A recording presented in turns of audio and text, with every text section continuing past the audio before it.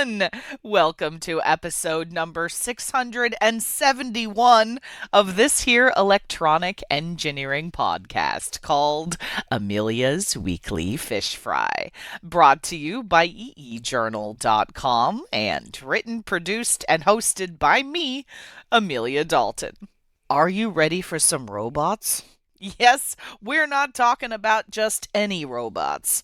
This week, we're focusing on the quiet revolution of grippers, sensors, and collaborative automation taking place on our factory floors. My guest is Jen Kwiatkowski from Robotiq, and we're diving deep into the world of collaborative robotics. Jen and I explore the future of human robot interaction in manufacturing, how Robotiq is solving key industry challenges, and the crucial role that accessibility and ease of use play in driving the adoption of automation. So, without further ado, please welcome Jen to Fish Fry. Hi, Jen. Thank you so much for joining me. Thank you for having me. It's a delight to be here. Absolutely. Okay, so given Robotiq's focus on collaborative robotics, how do you see human robotic interaction in manufacturing environments in particular headed in the future? Yeah, that's a really interesting question because there's a few different axes that we think about human robot interaction within the kind of technical sphere, the user sphere, and I think the common, popular understanding of robotics. And it's interesting to go back to this idea of collaborative robotics in general and how that's different from industrial manufacturing and industrial automation. So, collaborative robots are robots that are easy to use and safe to use around humans. And the reason why we need this is because automation is super expensive. Programming, setting up a robot is incredibly time consuming and expensive. So it's traditionally was only accessible by large industries. So having robots that are easier to use and safer to use allows them to be more accessible and in different spaces. Now, we are still not there yet on the robotics front of having robots that anyone could buy, plug into their manufacturing environment. Even if you're a small producer, there's still quite a barrier of being able to integrate a robot into your workflow. And these two axes are still kind of these challenges of how can I program and use my robot and how safe it is to have around the people who are working in my environment, right? If I have to separate off 1/3 of my production line to have a robot there, I mean, that's a barrier, that's a challenge. So, as we're seeing this advent of physical AI and AI being deployed in different ways in robotics, we're seeing the improvements in ease of use and hopefully also this kind of improvement in safety is how robots can safely interact on a one-to-one level, but then also how humans command robots in a way that makes them more usable. And the thing that that's going to do is it's going to open up more applications in manufacturing, in logistics, and beyond. So, in terms of where we see robotics heading in manufacturing, it's just we're going to see an explosion of applications that were just not automatable by robotics before, or if they were prohibitively expensive. And we're going to see that cost come down, and we're going to see a lot more applications actually become automated using robotics. Okay, so talk to me about the key challenges that you guys are helping solve, especially when it comes to integrating these flexible end of arm tooling solutions for high mix, low volume production. Yeah, so at Robotiq, we like to joke that the robot is just a really expensive carrier for the end of arm tooling because that's the part of the robot that's interacting with the world, right? Like your robot, you want to be able to pick up things, to open doors, to insert pieces, and all of that happens at the end of arm tooling. So that's kind of the critical component to actually get the most out of your robot is to have reliable, effective, and good end of arm tooling. So the challenges that Robotiq is really engaging with is how do you make industry level end of arm tooling? And when I talk about industry level end of arm tooling, I'm talking about this idea of 99.9% reliability.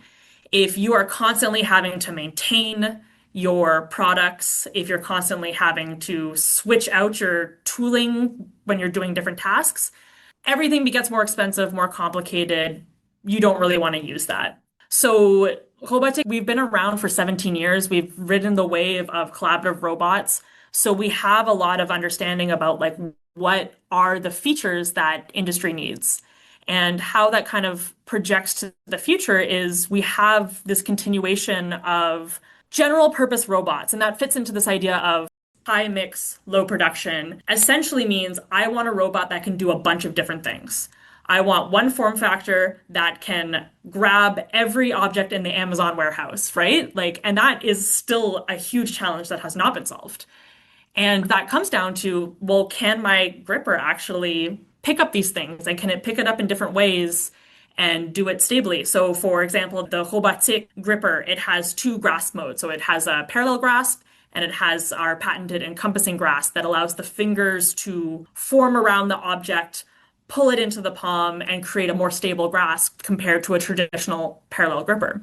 And it does this only with one actuator. So you have a mechanism that's easier to manufacture so we can scale better. It's more robust and reliable, has a self-locking mechanism so that if the power is cut, you're still holding that force, which is something important for industry. If there's anything wrong, you don't want to break the thing that your robot is holding.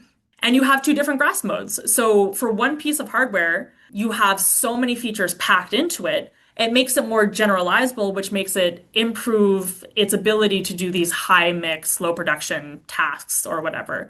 So that's kind of the challenge that Robotiq really focuses on is how to make good, reliable, feature dense hardware that can address as many needs in industry as possible without having to have specialized, okay, this gripper is for this and this gripper is for this. It's like, yeah, we've got one and it's going to be able to do 90% of what anyone needs to do with these kind of grippers.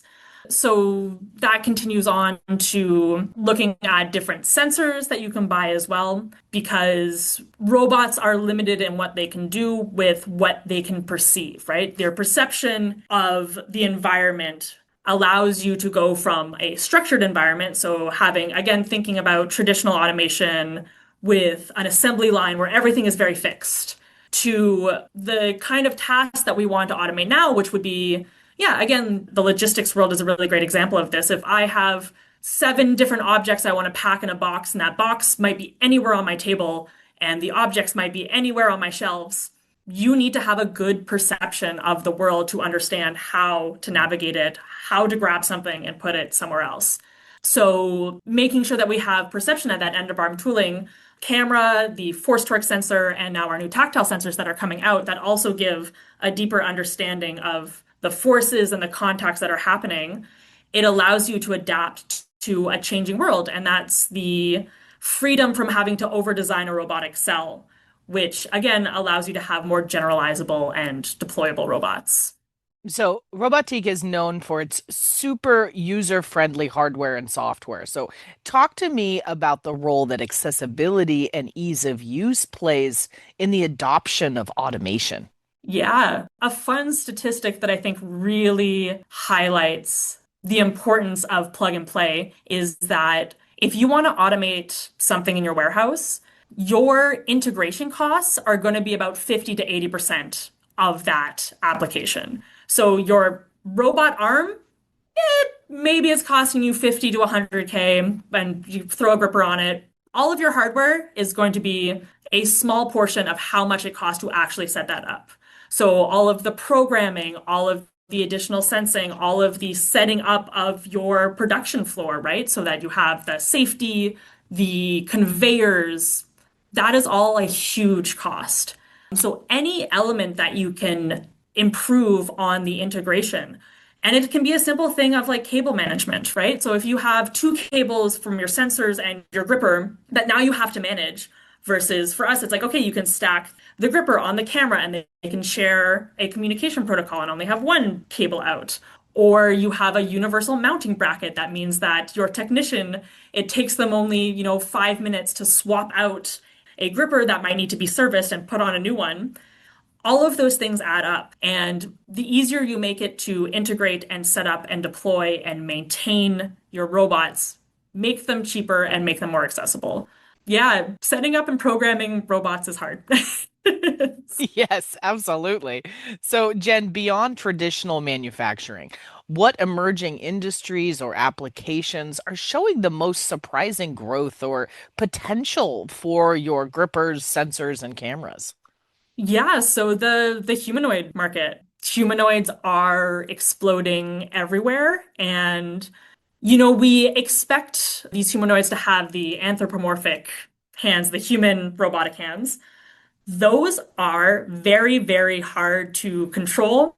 They're hard to manufacture, and they're super fragile. They overheat. Like they're just not robust enough for like real use cases. And I'm sure that will change in a few years, but these companies, they need to deliver as soon as possible. And so we're seeing this huge growth in that sector of a huge demand for our products. And kind of another element of that is that we are still training the AI and the models around these different hardwares. And the anthropomorphic hands, like they just don't have the life cycles that ours do. But if you're asking these AI companies how much data they need, they're saying billions or trillions of data points.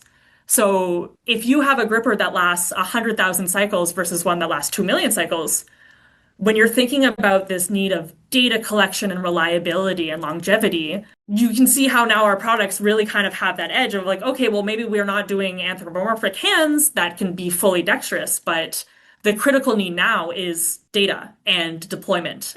So yeah, our sensors, our grippers have that advantage of being built for high life cycle. So continuing on that is the tactile sensors. So tactile sensing is a perception modality for robotics that has yet to be fully integrated. And a huge component of that is that there isn't a standardized tactile sensor. There's different technologies, they all have their pros and cons, but no one has consolidated around, okay, this is the sensor we're going with. And so it's really been slowed down in terms of adoption. But now we are seeing, again, in this physical AI humanoid space, a lot of interest of, okay, we do want touch sensing and it needs to be reliable and it needs to be consistent. So that's one of the main products that we're releasing now as well to address this market and this growing need and this boom is our tactile sensors that we're aiming to have that industrial reliability and repeatability and life cycle so that people can like don't have to swap out their sensors every week for new ones. So Absolutely. So, Jen, what advice would you give companies that are interested in starting their automation journey but are unsure on how to identify the right pilot project or calculate the true ROI of a collaborative robotics investment? yeah. So our CEO actually wrote a book on exactly that. Sam, he wrote this book called Lean Robotics. It came out a few years ago, but I think it's still incredibly relevant. And it takes the ideas of lean manufacturing and kind of translates them into lean robotics. So some like main points around that would be you should put your people before your robots, right? Robots are a tool to empower your human workers. And so when you're thinking about what you want to automate, that is a factor and a key consideration that you should be looking at. Because it is a tool, you should expect that part of this investment is building up your internal competence, having your employees become used to these tools and grow and learn from it. Like that part of your investment is also the people training on these platforms. Then you have to kind of think about, okay, like what is the value of my robotic cell to the rest of my process and my workflow. And it could be cost, it could be simplifying things downstream, it could be time, it could be efficiency, it can be upcycle. All of these things you want to map out and understand so you can pick where is the appropriate part in my workflow to automate. And trying to minimize waste. So it's really easy to get sucked into like, oh, and then I'll add a camera here and I'll track this and I'll track this. And it's like, the more complex you make your system, the more likely it is to fail. So just like, don't worry about that. Focus on driving your ROI and, build up slowly. And so those are kind of the main ideas in this kind of lean robotics book. And I definitely recommend everyone go check it out. There's an ROI calculator associated with it.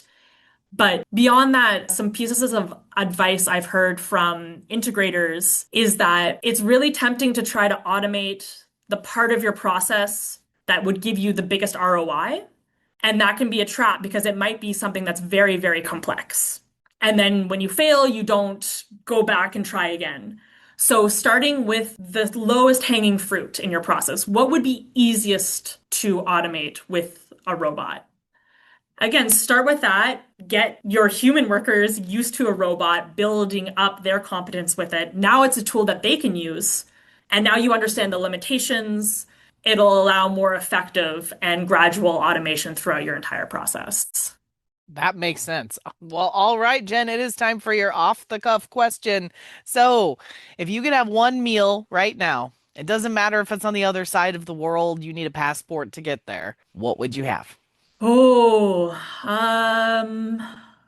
this is a problem because I love food. I love every meal, and I'm like it's just like what is my vibe right now? What do I want? Okay, this is maybe going to sound disgusting to some people, but near the Robotiq office, there's this restaurant that does this thing called pizzaghetti, and it's spaghetti inside a pizza. And I had it for the first time because I'm remote, so I'm mostly based in Montreal. And the head office is in Quebec. And so when I go there, the team is like, we have to go for pizzaghetti. And so I had it last week and I'm still thinking about it. It was so good. So I don't think all pizzaghettis are made equal, but this particular one in Lévis, Quebec, yeah, it's very good. I enjoyed it immensely. But again, I think it's one of those things that like the wrong restaurant, it'll throw you off forever. But yeah, Scott Mustang Bill Pizza in Lévis. Wow, Pizzaghetti. All right. I kind of need to have that now. Get some Um, pizzaghetti. well, awesome. Well, this was super cool. Thank you so much for joining me, Jen. Thank you so much, Amelia. This was a delight. If you would like even more information about Robotiq, I've included a slew of links below the player on this week's fish frying page on eejournal.com and in the description for this week's YouTube episode as well. Also, if podcasts about robots is your jam, well, folks, I've got a whole YouTube playlist about a variety of robotic topics. And of course, I've included a link to that playlist in there as well.